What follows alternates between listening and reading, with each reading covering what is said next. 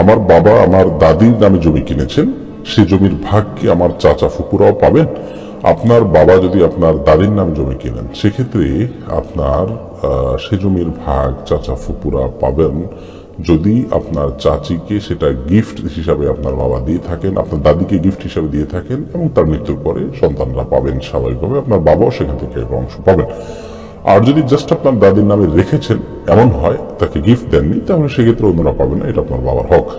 কাউসার তনয় AID থেকে আপনি লিখেছেন, আমি ব্যাংক থেকে বাইর কাজে লোন নিয়েছি, তখন আমার সুদের মাসআলা জানা ছিল না, দিনের পথে এসে জানতে পারি, এরপর আমি অনুতপ্ত, তবা করেছি, কিন্তু এই ইনস্টলমেন্ট বহন করে যেতে হচ্ছে, এখন আমার করণীয় কি? যদি আপনার সুযোগ থাকে, তৌফিক থাকে, পুরো টাকা পেমেন্ট করে দিয়ে আপনি মুক্ত হয়ে যাবেন এই ঋণ থেকে, তাহলে সে চেষ্টা করা উচিত। আর যদি সেই শক্তি সামর্থ্য আপনার না থাকে, তাহলে সেক্ষেত্রে দ্রুততম সময়ে আপনি এটা থেকে মুক্তি লাভ করার চেষ্টা করবেন এবং আল্লাহর কাছে ইস্তেগফার করবেন।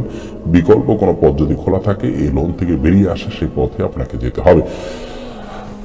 আল্লাহ তাআলা কোরআনে কারিমে বলেছেন যে সুদের কারবার যারা আগে করে ফেলেছেন, পরবর্তীতে আল্লাহ যখন আয়াত নাজিল করলেন, তিনি তার ভুল বুঝতে পেরেছেন, তখন সে আগে যেগুলো করছে তওবা করে আসলে আল্লাহ তাআলা সেগুলো মাফ করবেন ইনশাআল্লাহ।